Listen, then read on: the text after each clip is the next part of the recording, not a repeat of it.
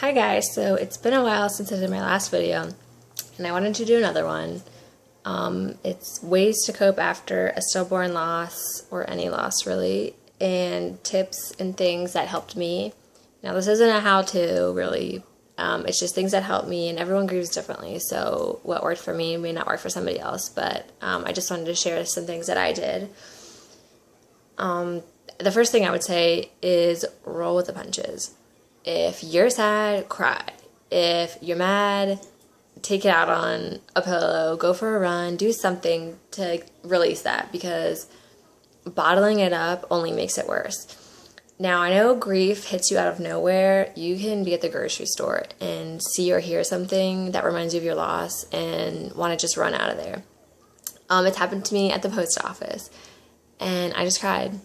And you should, because whatever you're feeling is completely normal and rationalized. You should be upset, you should be mad, you should be sad, you should be everything that you're feeling. So don't put it off. You can grieve now, or you can grieve 10 years from now, but there's no way around grief. You have to grieve, no matter when it is. Another thing would be to find outlets relating to loss. Find support groups in your area, which I had a really hard time with. So I joined groups online, go to a counselor, talk to people in your community. I had a What to Expect app for my pregnancy, and then after I lost Catherine, I went and looked on the discussion boards, and there's, I don't know what it's called, it's like a grief and loss section, and that really helped, because it's easy to forget that other people are going through what you're going through or something similar, and you feel like nobody understands you, so you don't want to talk about it, that kind of thing. I also looked up quotes. If you go to Pinterest and type in stillborn quotes and things like that, it's things that you're feeling you sometimes have a hard time expressing, and other people can express it for you in quotes. One of the ones I found that's, it says stillbirth, the definition is holding your child for the first, last, and only time, which really hits hard, but it's true. And so, I mean, they're not all negative like that. There's uplifting ones and things like that, but I found that really helped too. Another thing would be to accept people's offers. I also had a hard time with this. If someone offers to watch an existing child for you, or to take you out and do something, do it. You'll feel better after you go out, whether it's, going shopping or something. But I was at home a lot, so people offered a lot, and 90% of the time I just wanted to be by myself. So I would say I would go, and then when the day came, I would make up some reason why I couldn't go. And everyone knew it was, they knew why. They knew I didn't really have something else to do. But so accept people's offers, whether they want to talk about it with you or take you out and do something, do it. Reading. So right after I had Catherine, I looked up a bunch of books on grief, and the first one that I got I really wasn't crazy about. Maybe it was the author's viewpoint or the timing of when I read it. I may even go back and read it because it was really short, but I really wasn't crazy about it. And then I read this one, which I wanted to wait to make this video till I finished it, but it's called Dear Cheyenne, and it's by Joanne Cacciatore, and she is actually the founder of the Miss Foundation, so if you don't know what that is, look into it. And she talks about it in this book, but love this book. Definitely recommend it. It's really short, really easy read. I laughed, I cried. It's really good. It also has in the back, it has resources, for grief groups. It has memorial songs. It has quotes from parents who have lost a child. So in that tiny little book, there's so much information, and I loved it. Another thing would be to visit the site where your child is. I know not everyone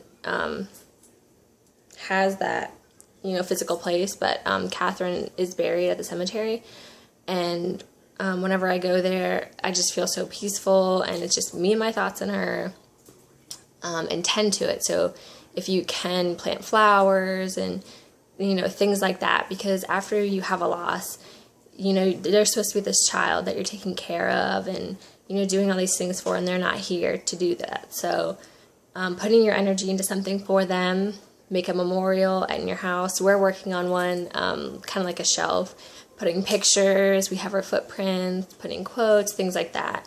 Putting your energy into something for them since they're not here. Include others in that as well. So instead of, doing these things by yourself, ask a family member to do it with you. That also kind of opens the door, like, hey, I want to talk about it. What else? Journal and vlog. So my daughter Ava will be 2 in October. And when I was pregnant with her, I really wanted to do pregnancy vlogs because I used to watch them all the time. And I was like, oh my God, this is so embarrassing. Nobody will watch them. So I just couldn't bring myself to do it. And then when I got pregnant for the second time, I told myself I would do it. And it was the same thing. And I just never got around to doing it. And so after I lost Catherine, that was kind of my push to start doing it. And I wanted to be able to look back and remember it. And, if I can help somebody else, then that's an accomplishment. If I can help one person, that makes me feel so good. And journaling. So I started journaling probably a couple months after I had Catherine. And even though it was later than I wanted to start, I'm really glad I did. I haven't read back my old journals, but I think when I'm ready, it'll be nice to see how far I've come from what I was feeling then to now. What else? Okay, I can't really think of anything else. So as far as ways to help somebody else coping with the grief, okay, I wanted to make this section because the people around me, had never really dealt with a loss before, so they didn't know how to handle it with me. And I felt like 9 out of 10 times people would put their foot in their mouth saying stuff, and it wasn't their fault because you don't know how to handle a loss if you've never dealt with them before. So people didn't know what to say. So I would say the first thing is, if you don't know what to say to somebody who's had a loss, say that. Tell them, I'm so sorry, I have no idea what you're going through. I don't know what to say to you, but I'm sorry. And that, I know it sounds like it wouldn't help, but that means so much. Even, instead of trying to compare something to it, just being honest. Also, not forgetting about the dad. I felt really bad for Colt after we lost Catherine because I felt like nobody asked him how he was feeling. He felt like he couldn't talk to me about his feelings because he didn't want to upset me by talking about it. That kind of stuff. So as an outsider, focusing on how the dad feels, because people forget about the dad. Never stop offering. So like I said in my previous section, I definitely denied people when they offered to take me out and do stuff and all that helping. So if somebody blows you off, don't take it personally and keep offering. Also remembering birthdays and anniversaries and things like that. Letting them know that they're not the only one who remembers. Months after I had Catherine, I felt like nobody asked me about it anymore. People didn't talk about it, and that was hard. And it's still hard. And I sometimes feel like Colt's the only person I can talk to about it because I think people now think it's irrelevant. So also don't avoid talking about it. A lot of people will avoid bringing it up to the parent because they don't want to remind them, but you never forget about your loss. You think about it every single day. It's not something you forget about, and bringing it up to them only reminds them that they're not the only ones feeling grief. Other people remember. Bring it up. It's something a lot, like I said, everyone's different. Some people don't want to talk about it, but at least letting them know that you haven't forgotten, means the world to a parent who's had a loss. What else? Okay, so this is what I meant when I said people around me didn't know what to say.